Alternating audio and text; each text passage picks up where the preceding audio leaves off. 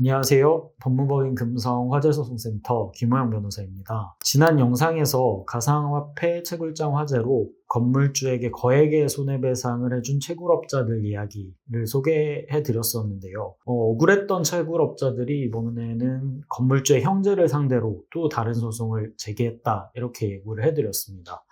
오늘은 바로 그 두 번째 소송, 항소심까지 이어진 치열했던 법적 공방에 대해서 자세히 말씀을 드리겠습니다. 먼저 사건을 간단히 정리해 보겠습니다. 22년 4월경 구미시의 한 가상화폐 채굴장에서 원인을 알 수 없는 화재가 발생했습니다. 이 화재로 건물주가 채굴업자들을 상대로 손해배상 소송을 제기해 승소를 했고, 채굴업자들은 판결에 따라서 판결 원리금 전부를 배상을 했습니다. 그러자 이번에는 채굴업자들이 자신의 손해와 건물주에게 물어준 돈까지 모두 배상하라고 주장을 하면서 건물주의 형제를 상대로 소송을 제기했습니다. 왜 하필이면 건물주의 형제였을까요? 채굴업자들은 건물주의 형제와 해외 채굴 사업을 추진하면서 처음 인연을 맺었습니다. 이후 채굴업자들이 국내에서 채굴 사업을 하려고 물색을 하던 중에 그 건물주의 형제와 다시 연락이 닿아서 그 건물주 형제를 통해서 임차를 하고 채굴 사업을 시작하게 된 것입니다. 채굴업자들은 건물주 형제에게 그 채굴장 관리도 맡아달라, 이렇게 부탁을 했습니다. 그래서 채굴업자들은 채굴장을 위탁 운영하던 건물주의 형제가 관리를 잘못해서 화재가 발생했다, 그렇기 때문에 네가 책임을 져라, 이렇게 주장을 하면서 약 3억 원가량의 소송을 제기한 것이었습니다. 이 사건 핵심 쟁점 중에 하나는 원고들과 피고의 법률 관계였습니다. 원고들은 피고와 업무 위탁 계약을 체결을 했다고 주장을 했는데요. 만약 업무 위탁 계약이 체결되었다면 피고는 선량한 관리자의 주의 의무, 즉 성관주의 의무를 부담하게 됩니다. 화재 방지를 위해서 높은 수준의 주의를 기울여야 할 의무를 부담하게 되는 것입니다. 그래서 원고들은 피고가 이 의무를 소홀히 해 불이 났으니 채무 불이행 책임을 져야 한다, 이렇게 주장을 했던 것입니다.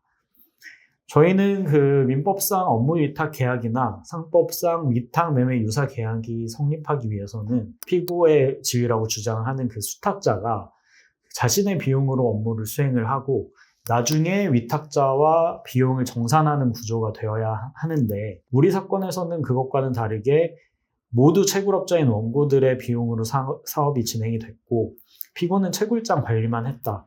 단순히 피고는 관리만 했을 뿐이고 자신의 비용을 이렇게 사용한 것이 아니다, 이런 점들을 주장을 하면서 위탁계약이 성립하지 않는다, 이렇게 자세히 설명을 하고 주장을 제출을 했습니다. 피고가 채굴장 관리자로서 의무를 다했는지 여부였습니다. 원고들은 피고가 채굴기 관리도 제대로 하지 못했고 환기시설도 부적절하게 설치를 해서 불이 난 것이다 주장을 했습니다. 재판부도 피고가 과연 관리자로서 의무를 다했는지 의심하는 눈치였습니다.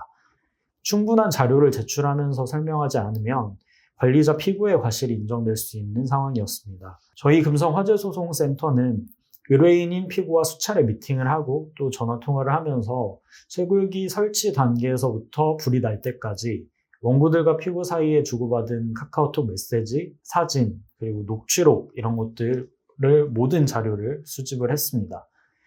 이렇게 모은 자료를 통해서 첫째로 저희는 채굴장에 설치된 채굴기가 원고들이 직접 구입한 중고 채굴기라는 점, 두 번째로 중고 채굴기가 상태가 매우 안 좋아서 정상 가동하기 어려운 상태였다는 점, 그리고 세 번째, 그렇지만 원고들이 자신들의 이익을 위해서 무리하게 채굴기 가동을 요구를 했던 점, 네 번째, 그 이후 채굴기 고장이 다수 발생을 해서 피고가 원고들에게 수리를 요청을 했지만 원고들이 방치했던 점, 그리고 다섯 번째, 채굴장 환기구는 원고들의 승인이 있고 나서 공사를 한 것이고 환기구 크기나 설치 방식에 대해서 원고들이 별달리 이의 없이 승인을 했던 점, 그리고 여러 가지 채굴기 판넬 공사도 원고들이 승인을 했고 피고는 전기업자를 통해서 난연 재료로 판넬 공사를 했던 점, 이런 일련의 과정에 들어가는 비용은 피고가 아닌 모두 원고들이 직접 지출하고 결제했던 점, 이런 점들을 아주 세세하게 자세하게 정리하고 작성을 해서 재판부에 제출했습니다. 지금 보시는 사진은 중고 채굴기가 채굴장에 도착했을 때 피고가 찍어서 원고들에게 보내준 사진입니다. 검게 그을린 모습이 보이는데요. 중고 채굴기는 그 내부가 먼지가 많이 끼어 있었고 또 기판이나 이런 것들에 손상이 많이 있었어서 과전류가 흘러서 기판이 타버린다든지 이런 고장이 많은 상태였습니다. 이렇게 망가진 부품들이 많아서 도저히 정상 가동하기 어려운 것들이었는데 원고들이 무리하게 가동을 요구를 했던 것이었죠.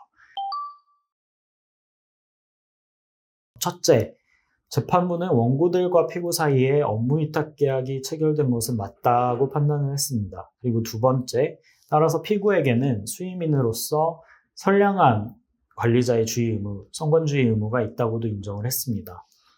여기까지 보면은 좀 불리하게 판단을 내린 거 아닌가 싶을 수 있겠는데요. 하지만 가장 중요한 세 번째 판단이 남아 있습니다. 재판부는 피고가 선량한 관리자의 주의 의무를 위반하지 않았다 결론을 내렸습니다. 그 이유는 이렇습니다.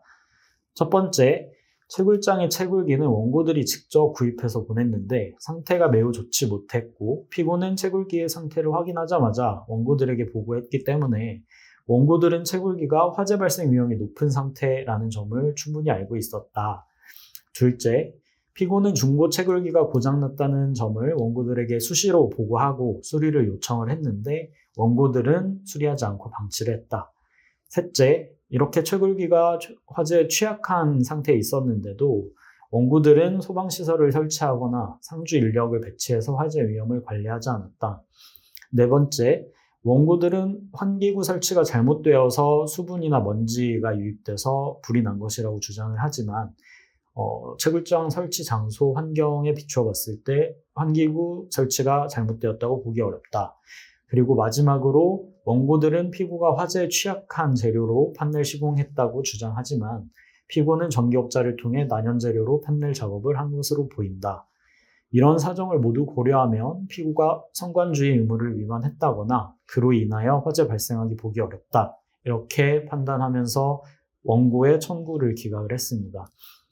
앞서 설명드린 것처럼 저희 금성화재소송센터가 주장한 내용을 그대로 판결문에 인용을 하면서 피고가 전부 승소하는 판결을 선고한 것입니다. 이렇게 화재 소송은 한 소송으로 끝나는 경우가 매우 드뭅니다. 다수 당사자가 얽혀있기 때문에 적게는 2건에서 3건, 많게는 7, 8건씩 소송이 진행되기도 합니다. 하나의 화재 사고를 두고 여러 소송에서 법적 공방이 오가기 때문에 화재와 관련된 사실관계를 명확하게 정리를 하고 소송마다 그 사실관계를 다른 법적 관점에서 분석해 적용하는 능력이 필수적입니다. 화재 소송 경험이 적은 소송 대리인이라면 다수의 화재 소송을 효율적으로 대응하기 어렵습니다. 26년 동안 화재 소송을 전문으로 수행하고 있는 저희 금성 화재소송센터와 함께 하시면 화재 소송에서 좋은 결과를 얻을 수 있을 것이라고 생각합니다.